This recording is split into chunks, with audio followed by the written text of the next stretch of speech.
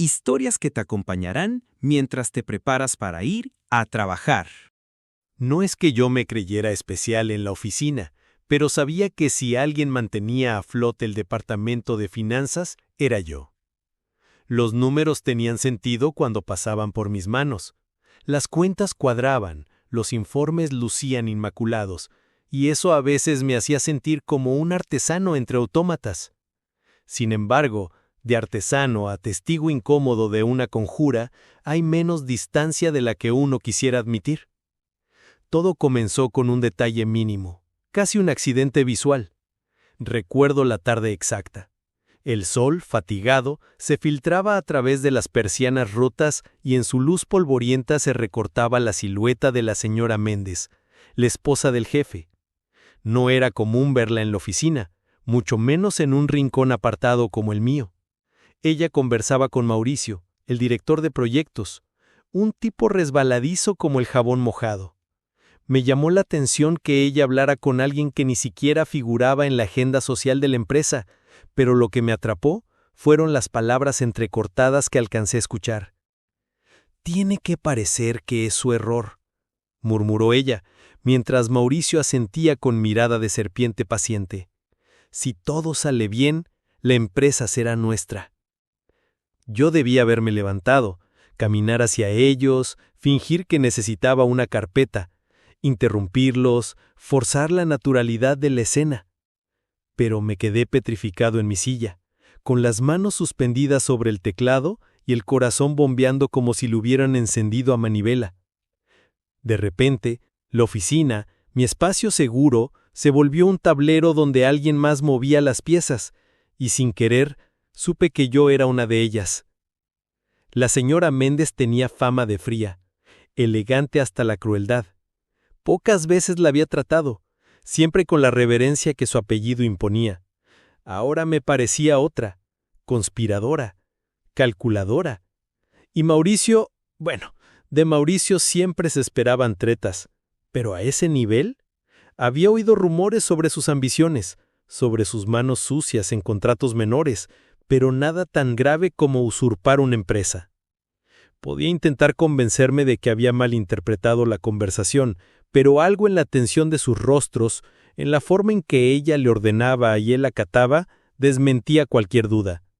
Y fue entonces cuando surgió la primera pregunta, la que me taladraría el pensamiento las siguientes semanas.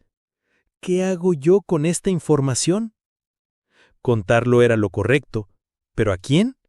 ¿Al mismo jefe que en el mejor de los casos me escucharía con escepticismo o en el peor pensaría que intentaba congraciarme? Además, si ellos sabían que yo había escuchado algo, ¿qué me aseguraba que no me harían desaparecer, al menos laboralmente? Yo no tenía aliados. No era ni cercano al jefe, ni popular entre los empleados. Era un oficinista de los que no dejan huella ni en las alfombras. Las noches se hicieron más largas. Cada vez que cerraba los ojos revivía la escena, la luz polvorienta, las voces bajitas, la conspiración flotando en el aire. Intentaba racionalizar mi inmovilidad como prudencia, pero en el fondo sabía que era miedo. No miedo físico, no todavía, sino miedo a la magnitud de lo que sabía, a la posibilidad de convertirme en alguien que toma decisiones con consecuencias reales. Siempre había preferido la estabilidad, la rutina, el anonimato, pero ahora estaba atrapado en una narrativa que exigía un rol más audaz. Pasaron los días y, con ellos, llegó la paranoia. Notaba que Mauricio me observaba más de la cuenta en la sala de reuniones. Sentía la presencia de la señora Méndez cada vez que visitaba la oficina, como si su perfume se quedara impregnado en el ambiente más tiempo del que debería. Y entonces ocurrió algo que desató la alarma definitiva. Una auditoría interna repentina, algo inusual en nuestra empresa.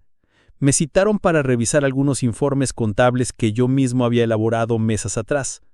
Pero cuando abrí los archivos, algo no cajaba. Números alterados, desvíos invisibles al ojo inexperto. Sabía que yo no los había manipulado. Supe entonces que la maquinaria estaba en marcha. Estaban construyendo el andamiaje de la falsa culpa que planeaban imputar. Ese día, al salir de la oficina, el aire me pareció más denso, como si el mundo estuviera saturado de electricidad estática. Caminé sin rumbo, sin querer llegar a casa porque ahí me esperaban solo paredes y el eco de mi conciencia. Me detuve en un parque observando a unos niños jugar sin la menor preocupación y pensé en la injusticia de la adultez, saber demasiado y no poder hacer nada sin mancharse. La otra pregunta me llegó entonces, casi como una voz ajena. ¿Y si todo esto también me arrastra a mí? Era un dilema infectado de contradicciones. Callar me protegía, pero a la vez me convertía en cómplice por omisión. Hablar me ponía en la mira, pero me dignificaba. Sin embargo, había algo más turbio en el trasfondo, la posibilidad, remota pero tentadora, de usar ese conocimiento a mi favor. ¿Y si negociaba? ¿Y si advertía a la señora Méndez que sabía lo que tramaba y le exigía algo a cambio? Tal vez un ascenso, un traslado, una pequeña victoria para alguien que nunca había ganado más que el sueldo justo. Me odié por pensar así, me avergoncé de mí mismo, de mi debilidad, de la facilidad con la que la ambición ajena podía contagiarme su enfermedad. Pero la mente es una bestia indómita. Por más que la reprendiera, la idea regresaba. Tú también puedes ganar en esta partida. Esa noche no dormí. Me pasé horas en la oscuridad de mi habitación, escuchando el zumbido del ventilador como si fuera la sintonía de un juicio interior. Imaginaba las rutas posibles, la denuncia, el silencio, la negociación. Ninguna me garantizaba la tranquilidad que tanto valoraba, porque lo que había perdido ya era eso, la paz. Y quizás, me dije, esa era la verdadera trampa de saber demasiado. Te arrebata la inocencia de la indiferencia. Cuando el primer rayo de sol se filtró por la ventana, ya había decidido algo. No haría nada, todavía. Observaría, escucharía más, entendería mejor su plan antes de mover un dedo. Era un compromiso mezquino, lo sabía, pero me convencí de que necesitaba más certezas. Lo que no sabía es que ellos también empezarían a acercarse a mí, y cuando lo hicieron, ya no hubo forma de fingir que no estaba en medio de la tormenta. La primera señal de que algo había cambiado llegó una mañana cualquiera, disfrazada de cortesía. Mauricio apareció en mi cubículo con 2 cafés en la mano.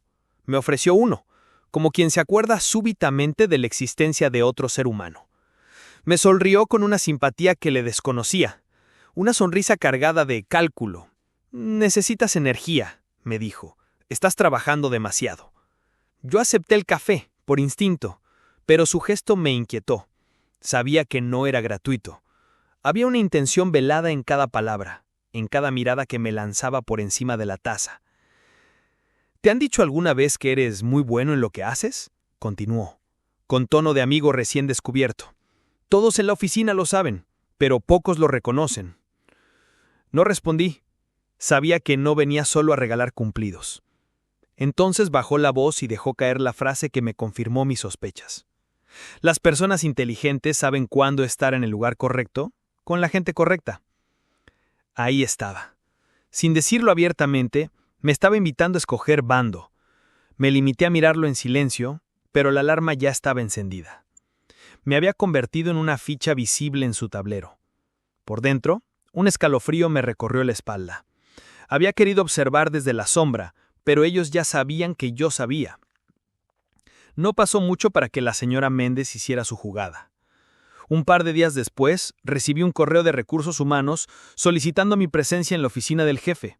No era habitual. La presencia del dueño en la empresa era esporádica. Y más aún que alguien como yo fuera convocado directamente. Cuando llegué, no era el jefe quien me esperaba. Era ella, sentada en su silla, cruzando las piernas con la elegancia de quien sabe que domina el territorio. «Gracias por venir», dijo sin levantar la voz. «Necesitaba hablar contigo, sin intermediarios». Sentí que el suelo se me deslizaba bajo los pies. Cerró la puerta tras de mí y me indicó que me sentara frente a su escritorio. «No vamos a fingir que no sabes». Su mirada era una aguja afilada. No era una pregunta, era una constatación. «Me consta que escuchaste». Mi boca estaba seca. Me esforcé por mantener la compostura. «No sé a qué se refiere, señora». Ella soltó una sonrisa breve, de esas que usan los depredadores cuando huelen la sangre. «No me mientas. Los hombres que sobreviven no son los que cierran los ojos, sino los que saben cuándo abrirlos bien. Tú has demostrado que los tienes abiertos. Me sentí atrapado. Pensé negarlo todo, en fingir desconocimiento, pero entonces dijo algo que me inmovilizó. No quiero pelear contigo. Al contrario, quiero que me ayudes. Y créeme, puedo ser mucho más generosa que mi esposo. Su esposo, el jefe, el hombre que, sin saberlo, estaba a punto de ser destronado en su propia empresa. Me dio vértigo pensar en el poder que ella tenía en ese momento. La certeza de que podía comprarme, de que mi ética tenía precio. ¿Qué clase de ayuda espera de mí? Pregunté con la voz más firme de lo que me sentía. Simple. Quiero que valides ciertos documentos. Necesito a alguien con tu reputación intachable para que todo parezca en orden cuando llegue el momento. No tienes que hacer nada ilegal, solo omitir detalles. Tú y yo sabemos que eso se hace todo el tiempo. No era un error contable menor. Era el principio de un fraude, de una traición orquestada. Me sentí sucio, como si sus palabras me hubieran embarrado por dentro. Y sin embargo no podía negar la tentación, la oportunidad de salir del anonimato, de ganar algo por una vez en mi vida. ¿Y si me niego?, me atreví a preguntar. Ella se recostó en la silla cruzando los brazos. No lo harás, eres inteligente. Pero si acaso decides que la conciencia es más valiosa que la comodidad, bueno, sabes que Mauricio no es el único que sabe cómo se mueve la oficina, y te aseguro que no querrás tenerlo de enemigo. Sus palabras eran una promesa envuelta en amenaza. Salí de esa oficina con el estómago revuelto. Caminé hasta el baño y vomité. Me sentía contaminado, ultrajado en lo que más valoraba, mi sentido de integridad. Esa noche en casa me senté en el sofá con todas las luces apagadas. Pensé en mis padres, en lo orgullosos que estaban de que yo trabajara en una empresa seria. Pensé en los valores que me enseñaron: honestidad, esfuerzo, dignidad. Pero también pensé en mi cuenta bancaria, en mi salario estático, en las vacaciones que nunca me tomaba, en la gris rutina de todos los días. ¿Qué dignidad había en vivir apagado, en ser siempre el espectador? Me debatí entre la repulsión y la codicia. Mi cabeza decía no, pero una parte de mí, enterrada, cansada de la mediocridad, murmuraba que sí, que era mi oportunidad. Sin embargo, antes de decidir, necesitaba saber una cosa: ¿hasta dónde estaban dispuestos a llegar ellos? Si ya habían decidido usarme, tal vez podría usar eso a mi favor. Al día siguiente acepté reunirme con Mauricio en un café fuera de la oficina. Fingí estar interesado. Le pedí detalles, pretextando que quería sentirme seguro. Él sonrió complacido. Me explicó que todo estaba diseñado para que el jefe pareciera haber desviado fondos personales desde las cuentas de la empresa, creando una red de responsabilidades que apuntaría exclusivamente a él. Solo necesitamos que alguien confiable como tú certifique ciertos balances. Una vez eso pase, el resto es cuestión de tiempo. ¿Y después qué?, quise saber. Mauricio sonrió con suficiencia. Después la empresa será de quien sabe dirigirla y de quienes supieron estar del lado correcto. Regresé a casa con un plan germinando en la cabeza. No iba a venderme, no todavía. Pero si jugaba bien, podía obtener una ventaja. Una carta que me permitiera, llegado el momento, decidir a quién entregar la verdad. Tenía miedo, claro, pero por primera vez también tenía una dosis incómoda de poder. Y eso, lo supe al cerrar la puerta de mi apartamento, era igual de adictivo que el dinero. Empecé a colaborar. Al menos eso parecía. La señora Méndez y Mauricio me creían ya de su lado y en cierto modo lo estaba. Les daba lo que pedían, revisaba documentos, validaba balances manipulados, hacía preguntas técnicas que les daban confianza. Sabía que cada papel que pasaba por mis manos era una cuerda más que anudaban al cuello del jefe, y sin embargo, con cada documento que revisaba, con cada correo que me pedían redactar, mi otra mano invisible, la que no podían ver, recogía pruebas. Guardaba copias cifradas en un disco externo que mantenía en un cajón secreto en casa. Escaneaba documentos, tomaba fotos discretas con el celular, archivaba correos. Sabía que era un juego peligroso, que una sospecha bastaría para que me arrinconaran, pero también sabía que si me mantenía útil, me seguirían alimentando con información. Y cada noche, frente al espejo me preguntaba, ¿qué carajo estás haciendo? Era la peor versión de mí mismo, colaborador de un fraude, asistente de una traición. Pero cada noche me prometía que había un propósito, que llegaría el momento de revertir la marea. Me aferraba a esa promesa como un náufrago a una tabla. Hasta que una noche no aguanté más. Me quedé en mi oficina hasta tarde. Todos se habían ido. Me quedé solo frente al escritorio, con las luces del piso vacías y el eco de mis pasos resonando cuando me levanté a servirme café. Entonces lo decidí. No podía seguir jugando a dos bandos.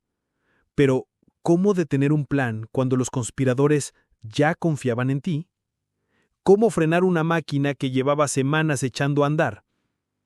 Me costó admitirlo, pero no podía hacerlo solo.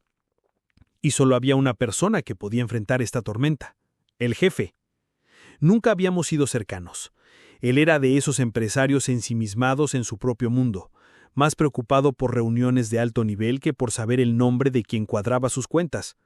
Pero era un hombre decente, al menos en comparación con quienes lo rodeaban, y ahora estaba al borde de perderlo todo.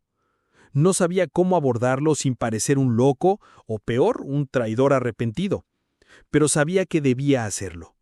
Le escribí un correo escueto, solicitando una reunión urgente, personal, estrictamente privada. A las pocas horas recibí la respuesta. Al día siguiente, en su oficina, antes de la apertura formal. No dormí. Llegué puntual, con el disco externo en el maletín como quien lleva un arma oculta. Me recibió con su habitual seriedad, pero sus ojos mostraban el cansancio de quien presiente que algo anda mal sin poder nombrarlo. «Dígame», fue lo único que dijo al cerrar la puerta tras de mí. Me senté frente a él, tomé aire y le conté todo. Desde el momento en que escuché a la señora Méndez conspirar con Mauricio, hasta los documentos falsificados, las auditorías amañadas, las instrucciones que recibía. Le mostré pruebas, correos, copias de balances adulterados, incluso grabaciones que había logrado hacer en un par de reuniones privadas. Me escuchaba en silencio, sin interrumpirme, pero su expresión se iba endureciendo con cada dato. «¿Por qué no vino antes?», preguntó finalmente, con la voz baja, ronca. Bajé la mirada. Era la pregunta inevitable. Porque dudé, porque me dio miedo, y porque durante un tiempo pensé que podía sacar algo de esto. No me enorgullecía decirlo, pero era la verdad. Él asintió, no con aprobación, sino como quien confirma una sospecha amarga. «¿Qué quiere ahora?», me preguntó. Pensé en esa pregunta toda la noche anterior, y ahora tenía la respuesta. «Quiero hacer lo correcto. Quiero que recuperemos la empresa, que caigan ellos, no usted. Y si eso significa arriesgarme, lo haré». El jefe me miró largo rato. Finalmente se recostó en su silla y suspiró, pesado. Lo curioso es que yo ya sospechaba algo. No era tan ciego, pero no tenía pruebas, solo intuiciones. Usted me las acaba de traer. Guardó silencio pensativo. «¿Qué propone?», preguntó al fin. Y entonces le expuse mi idea. Dejar que el plan de la señora Méndez y Mauricio siguiera su curso, pero bajo nuestra vigilancia. Que creyeran que todo avanzaba como planeaban, mientras nosotros preparábamos la trampa final. Una denuncia conjunta, con pruebas irrefutables, en el momento exacto en que intentaran formalizar el desfalco. El jefe sonrió por primera vez en toda la reunión. No era una sonrisa de alivio, sino de un hombre que comprende que para ganar, a veces hay que ensuciarse las manos. «De acuerdo», dijo, «pero sepa algo. Desde este momento, usted y yo estamos en guerra, y en la guerra no hay marcha atrás». Salí de la oficina con un peso distinto. Ya no era solo miedo o culpa, era responsabilidad. Había cruzado el umbral, y para bien o para mal, ya no era solo un oficinista gris, era una pieza clave. Volví a mi escritorio y para mis compañeros todo seguía igual. Pero por dentro era otro hombre, uno que había decidido, al fin, qué bando elegir. Y sabía que cuando la señora Méndez y Mauricio dieran el golpe final, nosotros estaríamos listos para devolverlo. Las semanas siguientes fueron una coreografía cuidadosa, un juego de máscaras donde cada palabra que decía, cada informe que firmaba, era un paso más hacia el abismo, o hacia la salvación. Me convertí en un doble agente. Por las mañanas, la pieza obediente de la señora Méndez. Por las noches, el informante silencioso del jefe. Cada tanto él me citaba en su despacho bajo cualquier pretexto anodino, revisar estados financieros, auditar avances de proyectos, pero detrás de esos encuentros había un subtexto. Intercambiábamos información, trazábamos el mapa de la conspiración, anticipábamos movimientos. El jefe no era solo un empresario, descubrí. Era un hombre con agallas, con un temple que hasta entonces había disimulado bajo la pulcritud de su corbata. Su estrategia era simple pero peligrosa. Recopilar pruebas suficientes hasta el momento justo, cuando la esposa y su aliado ejecutaran la estocada final. Solo entonces los denunciaríamos formalmente ante la junta directiva y, de ser necesario, ante las autoridades. Sin embargo, cada día que pasaba era un riesgo. Mauricio se volvía más inquisitivo, más desconfiado. Me llamaba a reuniones privadas con excusas triviales, pero sus ojos exploraban los míos, buscando grietas, señales de traición. ¿Estamos seguros de ti?, me preguntó un día, con la mirada afilada. Porque en este juego una fisura y te hundes con todos. Mantuve la compostura, le devolví una sonrisa fingida. Estoy donde debo estar, lo sabes. Mauricio asintió, pero su mirada quedó clavada en mí más de la cuenta. Salí de aquella reunión con el corazón disparado, consciente de que el margen de error se estrechaba. Una palabra maldicha, un gesto, una demora, y me desangrarían en silencio. Una noche, mientras revisaba los documentos en casa, el jefe me envió un mensaje cifrado. Es mañana. Estarán listos para ejecutar. El mensaje me heló la sangre. Después de semanas de sigilo, la tormenta finalmente estallaría. Me costó dormir, pero cuando logré hacerlo, soñé con edificios derrumbándose, con oficinas llenas de humo y gente huyendo. A la mañana siguiente, el aire en la oficina era denso, irrespirable. La señora Méndez apareció temprano, inusualmente sonriente. Llevaba un vestido rojo encendido como si estuviera vestida para un festín. Mauricio la seguía de cerca, satisfecho, seguro de que el mundo ya era suyo. A media mañana convocaron una junta extraordinaria. Se rumoraba en los pasillos que algo grande se cocinaba. Nadie sabía exactamente qué, pero las voces decían cambio, reestructuración, nueva dirección. Y en efecto, el jefe, al frente de la sala de juntas, anunció la reunión con rostro imperturbable, aunque yo sabía que por dentro llevaba el mismo vértigo que yo.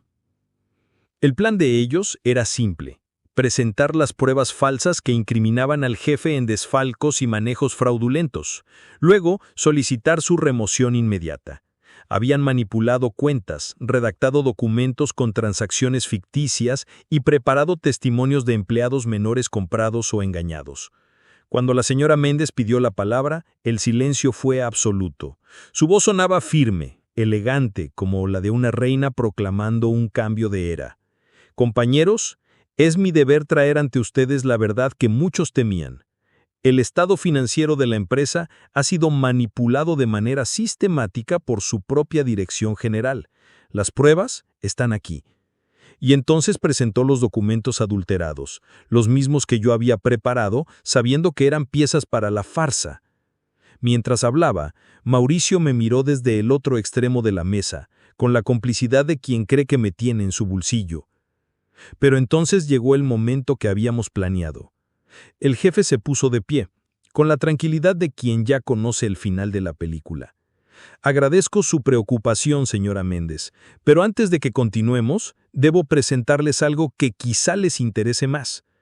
Hizo un gesto, y de inmediato, el jefe de sistemas ingresó con un proyector portátil.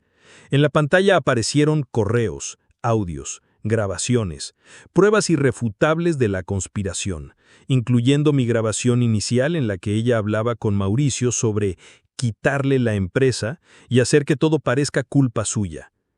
Las caras de todos cambiaron de inmediato.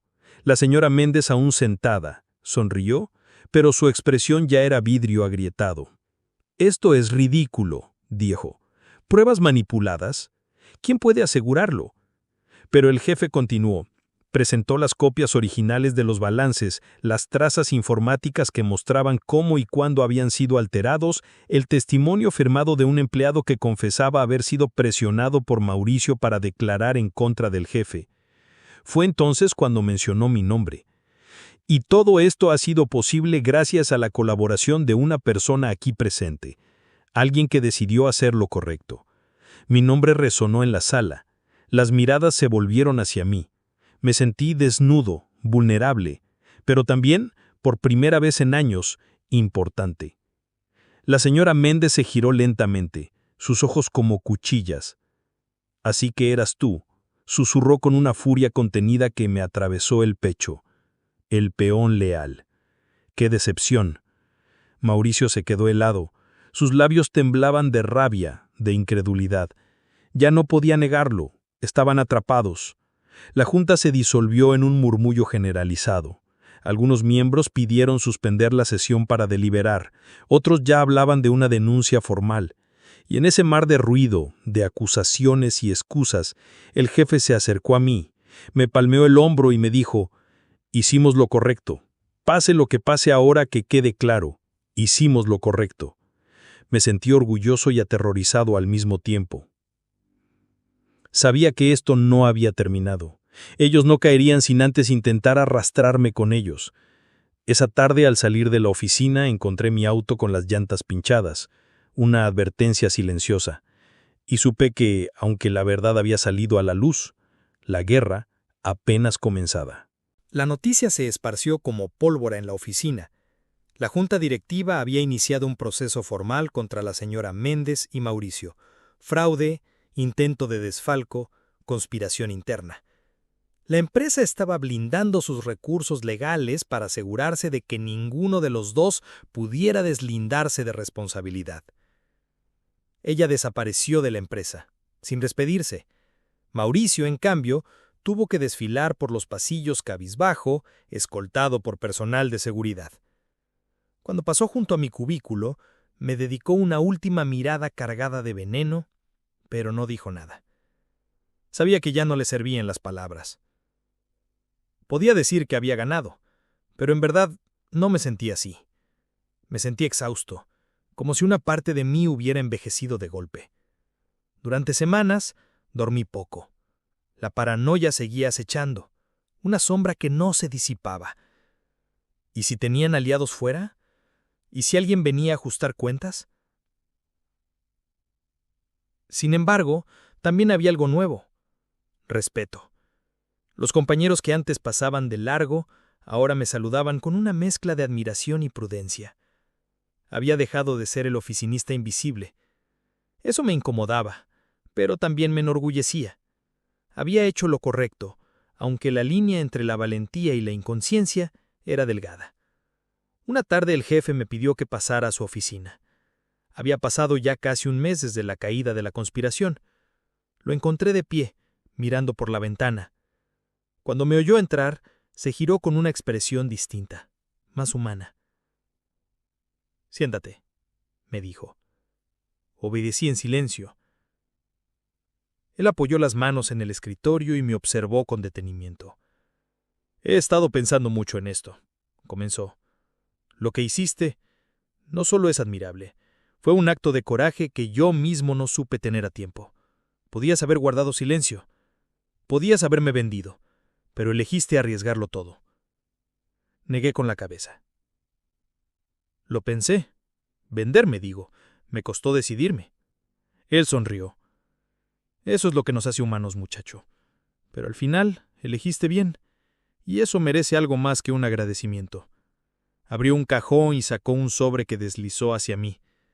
«Es un bono, un reconocimiento económico por todo el riesgo que asumiste». «No es un soborno», aclaró. «Es justicia». Lo tomé sintiendo un nudo en la garganta. Pero antes de que pudiera agradecer, él continuó. «Pero no solo quiero darte dinero. Quiero ofrecerte un nuevo lugar en esta empresa. He decidido crear una nueva dirección, la de Auditoría Estratégica Interna.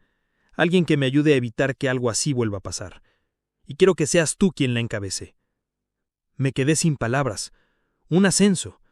Una responsabilidad real, un lugar que jamás habría imaginado para mí, el oficinista gris. ¿Directivo?, pregunté incrédulo. Él asintió. Te lo has ganado, y sé que puedo confiar en ti. Por eso quiero que tu voz cuente en las decisiones importantes. Sentí un vértigo extraño, como si el piso hubiera desaparecido. Tantas noches de insomnio, de miedo, de duda, y ahí estaba la recompensa.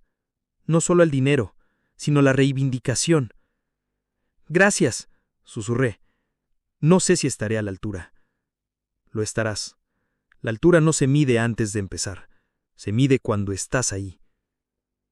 Salí de la oficina con el sobre en el bolsillo y una sensación nueva. Orgullo. No de esos orgullos altisonantes, sino el que te acompaña en silencio, el que te permite mirarte al espejo sin bajar la mirada. Esa tarde, en mi apartamento, abrí el sobre. Había más dinero del que jamás había tenido en la cuenta. Pero más allá de eso estaba la carta formal que anunciaba mi promoción. Toqué el papel como si fuera frágil, pero era real. Pensé en todo lo que había pasado, el miedo, la culpa, la posibilidad constante de ser destruido, y aún así, ahí estaba, intacto, fortalecido. No había héroes en esta historia, eso lo sabía bien, solo decisiones difíciles y consecuencias. Pero me gustaba creer que había elegido bien, que por una vez el camino correcto había sido también el que llevaba más lejos. Miré las ciudades desde la ventana. Las luces seguían encendidas, indiferentes, pero dentro de mí algo había cambiado. Ahora sabía quién era. Y esa certeza, esa paz, al fin conquistada, era la mejor recompensa de todas. Si esta historia te hizo buena compañía, suscríbete. También podrás encontrar más en mi canal. Buena suerte en tu trabajo.